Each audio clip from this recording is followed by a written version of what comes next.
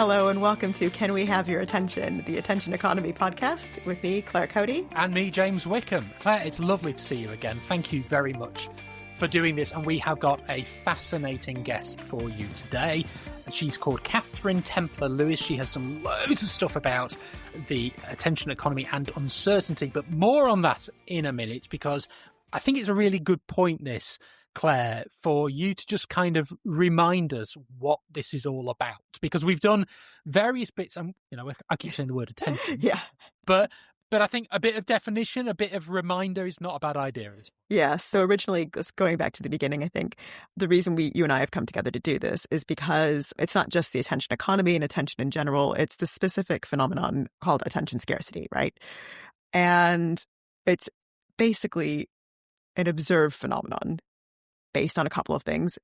One is that, we have this increasing surge of content and information being thrown at us. And this is not necessarily a new thing. It's something that was predicted going all the way back to the inception of the attention economy, right? The people participating in that, Herbert Simon and his colleagues, Martin Schubeck and Carl Deutsch.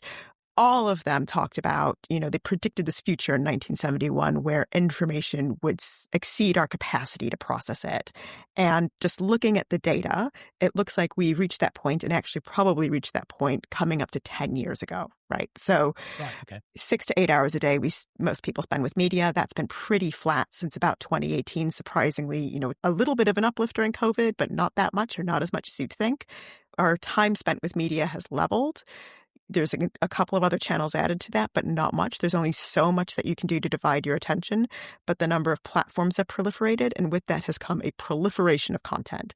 So in 2012, we went from 60 hours of content uploaded to YouTube every minute globally, and in 2022, that became 500 hours of content uploaded to YouTube every minute. Those numbers are just extraordinary to me. And it's that's just YouTube. Yeah, right, and that's just YouTube. We also have all the other social medias, and we have the stuff that's being created by quote-unquote traditional media companies. There's so much stuff that we don't, there's more supply than demand, basically. Way more supply than demand. And actually, there's more supply than the supply can keep up with, right? Like, even if you factor in AI, there's only so much that we can do with that. And, the demands on that proliferation are breaking creators, too. There was a stat, it's in the paper, we'll link to it in the show notes, posting up to 10 pieces of content per day across different channels, the expectations that fall on creators. And you and I have heard anecdotally from creators across different sectors that this is absolutely killing them. This is killing them. And people are starting to switch off. There's both anecdotal and I think real evidence that this is happening, right? But switching off doesn't just mean switching off devices. That's only a tiny fraction of it. What we're actually seeing is people checking out, like genuine apathy, and that's affecting everything from people's engagement with each other, with their homes, with their parents, with their friends, but also their engagement in big things like political participation and election discourse. All of that has been affected, and the underlying constant in that is this feeling of anxiety and stress. And so I met Katherine Templar-Lewis at an event last month where she talked about her research into uncertainty and resilience.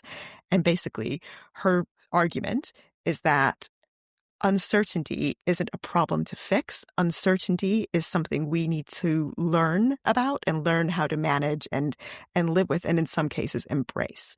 I thought her argument was fascinating, and I also thought it added an extra lens onto the problems that we're seeing in the attention economy in general and with attention scarcity in particular. Katherine's an absolutely fascinating person, a neuroscientist who's got lots of fingers and lots of pies. We'll put links to all of her stuff in the show notes, but I think it's a sensible time to hear from her. And I started by asking the question that I think is the most important question, and is the question that really, Claire, we have been discussing ever since the start of this, which is, why are we so tired?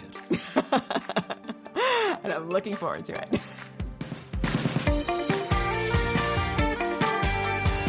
It's a great question. Through the lens of neuroscience, I could tell you that our nervous system evolved for much less hectic times and now being bombarded by everything from fake news to social media, and it's like a car alarm going off in the wind, so we're permanently stressed out. I'm tired because I have a 12-month-old baby who hasn't slept more than 3 months, 3 hours in 12 months. I have a personal reason. Wow. Yeah. I mean, that's hard work. But in terms of the amount of content that so you're having to deal with this stuff that's going on in your life as well, but then we are also being completely bombarded by information. Absolutely. The World Uncertainty Index has said that we are living in the most uncertain time in human history. Probably the Buddhists would say, well, the fabric of life is uncertain. But actually what that means is we're in contact with so many more micro moments of uncertainty, of newness, of change. And every time you come into contact with one of those, whether it's something on your phone or something big and conceptual like climate change, your brain triggers a response as if it was a tiger jumping out at you. So we're permanently having this sort of cortisol response. And there's nothing wrong with an adrenaline and a threat response. But when it's happening all the time and you don't have time to just rest and digest, as we like to call it, then you're going to be completely overwhelmed. And that's why you see burnout going through the roof, mental health disorders skyrocketing. It's very exhausting living in the modern world. Yeah, and I know Claire's got 25,000 questions for you. I do. I just want to clarify one thing. You talked about micro moments. Now, just explain what you mean by that, because we are surrounded by, as you mentioned, climate change and all of these big issues that are going on. But I'm guessing that's not what you mean by a micro moment. No, not at all. We did a big survey of people about what they lay awake at 3 a.m. worrying about. And AI and climate change hardly came up. It was the cost of living. Am I a good parent? My aging parents. Should I move job? Should I move house? It's all those things around us. We live busy lives, but also things like every couple of times an hour, your phone might buzz. And that's an alarm that actually sort of gets your attention and takes it from whatever you're doing. And often alarms are made to give you a bit of a sort of cortisol stress response. And so all these tiny moments, or you see headlines everywhere of news that's inundating you, or, you're looking at how many likes you have on social media, all these tiny moments across the day that are dragging our attention there, but also stressing us out. That's so interesting because it reminds me so much of some of the work that I've been doing on attention scarcity. Like one of the things that comes up all the time is how many companies now, and particularly through digital products, they're measured according to how many users they brought in, how they're retained. So it's like everyone's using the same tactics to pull you back. But if all of us individually are being subjected to all of those tactics all the time, it's very hard to stop that feeling. Yeah. So much of marketing is using, neuroscience, behavioral psychology about how to engage people, because there's nothing wrong with being engaged and being present, but it's what do you want to be engaged and present for? And what's happening is we're being hijacked and we live a lot of our life in our heads, not connect to our bodies, stuck in the pain of the past or the fear of the future in particular, where my work sits, that fear of the future, not very present, not showing up for ourselves. And so we get this choice of how we show up, how we become present, how we become rooted in our body. But the danger is that the marketeers know that as well. And so they're hijacking as a marketeer, yes. You work on individual brands, right? And even if you're working on 5 at the same time, there's not dissimilar goals. I think tactical goals in particular, and a lot of those are focused on getting attention, retaining it, getting people to come back. How do you build advocacy? How do you build awareness? All of that has to do with attention, and it's increasingly tactical, and I'd say increasingly aggressive. Although I think there is an opportunity in the space right now and I think some brands are going there for trying to actually have a positive impact on people. How can we help people be present and connect to other people, be less lonely? How can we create more models of care for people by letting them connect to nature, things like that. So I think there is an undercurrent of goodness there. That's true. I think sometimes they come into conflict with the media demands of that too. I know from working on brands like that where you want to be something calm and steady, but the media will demand something slightly harder in order to cut through. But you're right. There are brands that are taking advantage of that opportunity and hopefully more to come. But I think now is the right time. Could you describe what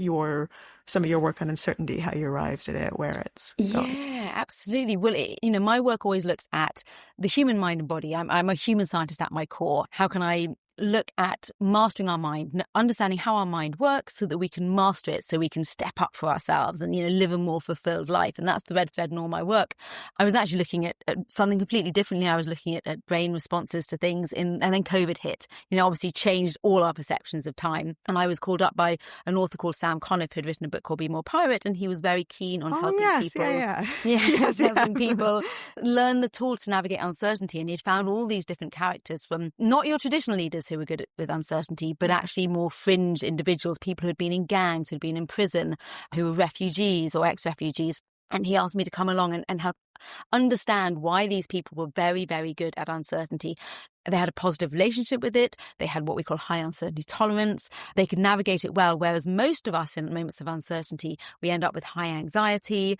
We end up trying to avoid it, and in doing so miss all the opportunity that sits there for us. So we embarked on a big 5-year project, which ended up with an interactive documentary funded by Netflix, and now a book, The Uncertainty Toolkit, that's coming out on January the 1st. We're literally looking at the tools that you need as an individual, whether it is about being able to go for the promotion you've always wanted or move house. You can increase your uncertainty tolerance, and in doing so, hopefully step out of your own way and really head towards positive, goal-orientated behavior.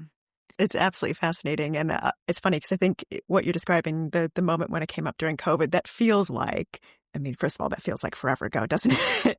But I can also picture in my mind, at least, how it felt at the time, that it felt incredibly uncertain. So I met you at an event where you spoke on uncertainty and spoke on your work, but coming into a time when, I guess, the picture of uncertainty changes, right? And it starts to affect people in different ways. So can you talk a little bit about what you think is coming and why you think we need to get more comfortable with uncertainty? The sort of, COVID, it was 5 years ago now, plus, it was a very particular time. But we've been doing sort of with University College London, this giant piece of research, a giant experiment into uncertainty. And the landscape is changing. Mm-hmm. I think what has firstly happened because of COVID is we realised that we have been peddling certainty for so long, whether that's leaders, politics, to our own children, and we can't solve uncertainty. It's always going to be there, from the transformation at work to the complex lives that we lead. But what you can do is change your relationship with it. And what we found was that, uncertainty or low uncertainty tolerance is the key, is the leading driver of generalized anxiety disorder.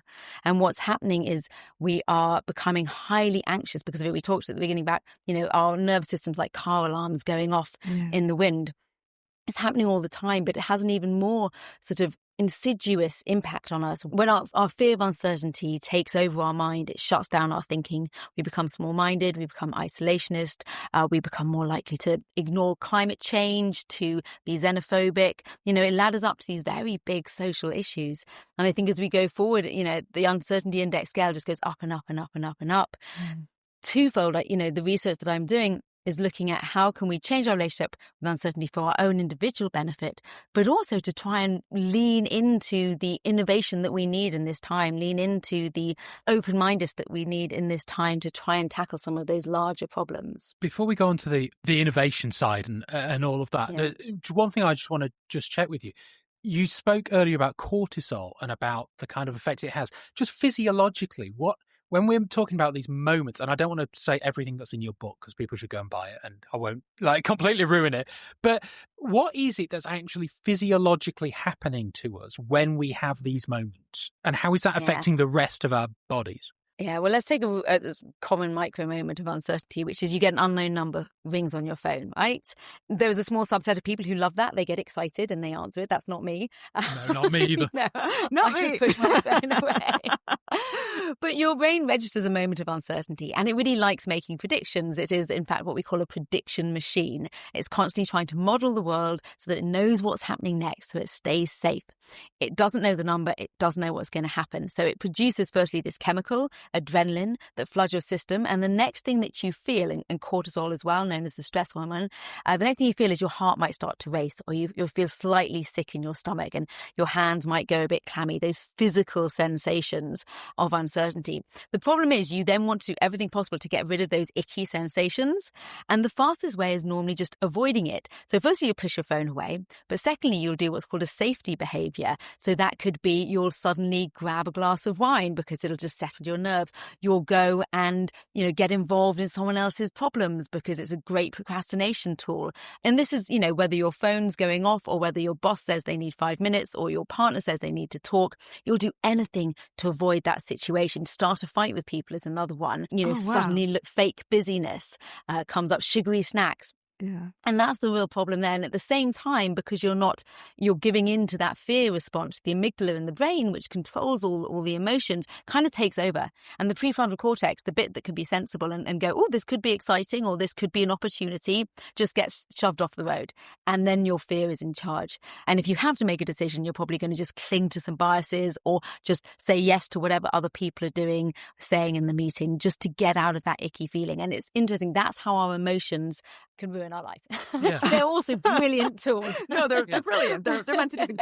But what you're brilliant. describing sounds a lot like PTSD almost. Absolutely. There's a massive scale, continuum of emotions, right? From most people probably won't even register that their heart is beating a bit fast. They'll just feel a bit uncomfortable and want to get out of there. But then you escalate that all the way up the sort of severity line, and you have things like PTSD, where people's nervous systems are massively triggering over what can seem like relatively small things because it is connecting to a much larger problem or something that has happened in the past. Yeah. And in all of those situations, we just want to stay safe. At that point, your brain does not say, oh, I want to be creative, or actually, uncertainty is a technology of possibility. And we know that our brains can actually be more creative. We can be more than the sum of our parts in moments of uncertainty and change than when things are certain.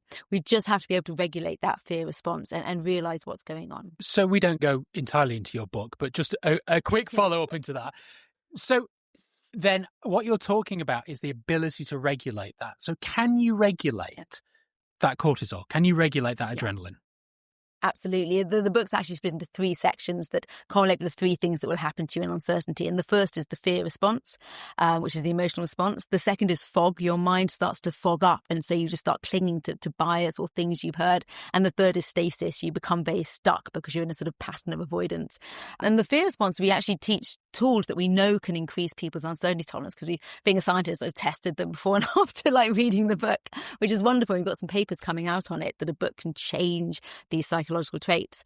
But so the first tool we teach is actually an awareness of those physical sensations. It's something called interoception, which is quite new on the scene in neuroscience. And it is the ability to recognize and label physical sensations as they occur in the body linked to emotions. And what is really interesting about interoception, practicing it takes time sitting, recognizing how it feels, reflecting on how it feels. There's other ways to work on it, from ice baths to exercise to meditation. You've got to find what works for you. But when you start to increase your ability to notice these responses, they don't control you as much because it's a sort of data stream that your brain is trying to tell you. And really interestingly, people with high interoception, a very good ability to go, oh, that's a sensation of fear. I feel it right there and I know what it is. Then the amygdala in the brain starts to quieten down and you can get back in the controlling seat. And so that's the first tool we teach people in emotional regulation because it helps you get on top of that fear response. And it's, in fact, really interesting because then you can sort of tap into all sorts of things like intuition. That is fascinating. Absolutely fascinating. Interesting. Yeah. What you're describing is so interesting. And if, it's definitely something that is used, I think, in therapeutic settings to talk to people who've experienced trauma or, on an individual level are having to navigate uncertainty, whether that's people going into combat, for example, or, just uncertainty in business, right? Yeah. But I think one of the things that, as we're talking and, it has come up when I've listened to your work before is that what's happening on a sort of mass level, I think, because we're constantly being exposed to things that are designed to trigger these reactions, is there's almost this like mass feeling of uncertainty, right? And although we can teach this on an individual level, I wonder if there's examples that we can think of how to make, communities or people around you, maybe in a classroom setting or something, just more resilient in general, or things that we can do for each other to help us navigate uncertainty together. Yeah, it's really interesting. The sort of the tools that we came up with working with the lab over all these years. The first ones, and we based it on the stories of like I said, I mean, not everyone was sort of in a gang or a refugee. We have a Buddhist monk, we have an ex-fighter pilot who leads these stories. But that the must tools be a hell around... of a night out, by the way. Yeah, I want to go to the dinner party of all these people. Absolutely. Yes. My favourite is the monk because he's so calm and lovely. You know? Of course. Yeah, he's got lots to learn from him. But yeah, one of the things we found is what allowed them to be really good in uncertainty is they could control their emotions. And that was all emotional regulation tools. They were very good at remaining open-minded in that fog, that place of fog, and being able to hold different perspectives and have a lot of empathy. So there's tools we teach on that. But the third thing that helped them out of stasis, which we weren't really thinking about, was connection. They were all very connected to their own values and purpose, but also to each other. And we really found this, that connection to each other really seems to lift everyone up and help people go forward into uncertainty. And I think that's something that we've lost. And we've looked at how, communities together can help us be less afraid of the unknown. We're actually looking very particularly at young people right now because their uncertainty tolerance seems to be the lowest. And there's a massive problem in schools right now. Students aren't turning up for their exams and they think they've isolated because it's a fear of failure. It's a fear of the uncertainty in exams. So it's just easier. Kids with about 100% attendance rate drop down to about 80% in major exams, GCSEs and A-levels. So I think there's a huge piece, around community and what your peer group are doing and the sort of human understanding. We're all in this uncertain place. We've asked over 30,000 people in this study what they're facing, and every single person is facing an uncertainty that, they're not comparable because it's always relative to you, but huge things you just don't realize underneath the surface. Everyone is facing big uncertainties. So how worried are you by a lack of desire, want, understanding amongst those who lead about those problems? Are we any closer to fixing them? And indeed, I suppose the question is, how worried are you about the future? Oh, that's a big question. Yeah. I'll finish on a happier note. Yeah, well, I was actually, New Scientist once wrote about me that I was recklessly optimistic, and I don't think it was a compliment, but I'm definitely taking it as well. Absolutely. Someone should be optimistic. Solutions. I study humans. I have done for 20 years, and we are incredible in what we can do, and even more incredible in what we can do when we get together. So I think, we have all the skills we need. We're very good at uncertainty and change as well when we lean into it and overcome that fear. I think what is interesting is that this research started out of a lab at UCL called the Centre for Decision Making in Uncertainty, and it was set up actually by the government in this recognition that leaders didn't necessarily have the right toolkits for uncertainty to lead us because they rushed to decisions. They were very unable to say, I don't know, and hold the space for, I don't know, but we'll work it out together. The reason why we brought these incredible characters from the sort of fringes of society inwards was because they were the only people we could find who had what we thought were the leadership qualities for tomorrow, that sort of emotional intelligence, that ability, to tap into their intuition and lead with that, their ability to connect with other people, but their ability to hold a space of, I don't know, and let's work it out together. I think we had leadership data over about 3,500 people, and out of them, 81% admitted in an anonymous data, obviously, that they would rather make a decision and be seen as decisive as a leader, even if it led to a bad outcome, than say, I don't know, and be seen as indecisive, even if it held space to find a better outcome. So I think the problem is that we fear uncertainty and we try and peddle certainty, and we also were not very good at holding that space for I don't know, and that's the courage we need. We talk about psychological safety, I talk about psychological bravery. It's what we need. Okay, that's an episode by itself, I think. Yeah. You've done a lot of training with different organizations and with different people in those positions on handling uncertainty. What are some of the changes that you see when people go through that training? I think the main thing is this sort of relief people have because they can admit that they have been feeling anxious, they've been feeling afraid, and that everyone else is, and it's like, oh wow, everybody's doing, and then you find out it's just your brain trying to protect you, so it's not even you, it's not a weakness. So I think that's the first thing. Then this amazing self-awareness, this is what I love about the book, is that we have lots of reflective questions, so you can get a pen out and write. I'm so excited for this book. I just like writing on books, basically. It's my dream. And so you can start to reflect on your own patterns of behavior, and that's how you start to break and change them. You realize, I realize how much I procrastinate, but not because I'm procrastinator. It's because I don't like approaching the things I'm uncertain of, actually. And so I find these sneaky ways of not going towards them. So I think the sort of, that sort of relief and then the self-awareness that comes in, and then sort of putting new habits into practice. That's always the hardest bit, isn't it? I know that my default setting, the minute I'm faced with a difficult piece of work or something I don't like, is to suddenly go on Instagram and look at all the AI cats and marvel at them. Can I not do it always? Not always, but at least now I know what I'm doing. And hopefully this is what the book gives you the opportunity to reflect on your own behaviours, allows you to understand how you can change them. And then when you get to that point, people can get excited about uncertainty, or at least have a mixed opinion on it. It might be nerve-wracking, but actually there's a piece of excitement. And I think the thing that I love the most is the testimonials that we get back from people. We had someone come to see us and we didn't realise that she'd been too scared to get on a train for many years. And she got on the train to come and see us, and she faced that. And it was really, it was really heartwarming. And then on the other hand, you've been in very big organisations, and I've marched into sort of room of C-suite senior level. I can picture it. Sort of, men and said we all have to get in touch with our emotions. And actually, by the end of it, they're all really excited about this. And I think it gives this place of possibility to go, look, there's this other space now, because what we're doing isn't working and everyone knows it. And I think it's okay. There's this other way out. It takes a different type of bravery, and people are really engaged in that. And I think, we've been inundated with more and more organisations now wanting to update resilience. Resilience not just being unbreakable, but actually being adaptable and more fluid and more innovative and open and creative and curious, and getting people into that more human state, I think. And that's how I think we're going to go forward and solve everything we need to solve and be fine. So it's basically, don't be afraid of not knowing, but be excited that you're going to find out. Yes, exactly. Yeah. What's the name of the book, Katherine? It's called The Uncertainty Toolkit, and it is out with Pam Macmillan on the 1st of January.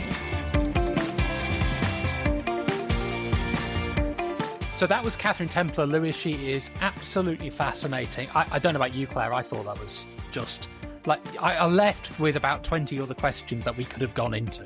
Me too. And I'm hoping her book will answer some of them. But we'll definitely have her back on at some stage if she's willing to come back, because her work is endlessly fascinating and completely relevant to the subject we're discussing. Absolutely. And that book is out on January the 1st, and it's called The Uncertainty Toolkit, How to Feel Calmer, Happier, and More Confident in an Uncertain World. And it's Katherine Templar-Lewis is the author, with her colleague Sam Conniff, and it is January 1st. January the 1st. And look, you can also see loads of Katherine's other stuff. She's done TEDx talks and all sorts of things. Well worth a search. We'll put all the details, as we say repeatedly, in the show notes. Claire, thank you very much. It's been an absolute pleasure. And we just want to finish. I just want to finish with a quick note about, firstly, the fact you can get in contact with us if you want to do so. So the email address is canwehaveyourattention@protonmail.com. canwehaveyourattention@protonmail.com. And we would like you a quick request from us, if you don't mind. We really need you to subscribe to us on the podcast, because this is where you're going to get the full episode of everything that we do. And also, if you can, to give us some ratings. I know every podcast you've ever listened to goes, please rate us and please be nice about us. There is a reason. It's because of those blooming algorithms. Yes. If the ratings are really good, it pushes us up the algorithms. More people get to listen. Hopefully we find it interesting. That's our request to you. Thank you very much, Claire. That's been a fascinating episode. Thank you, James. It's been a great episode.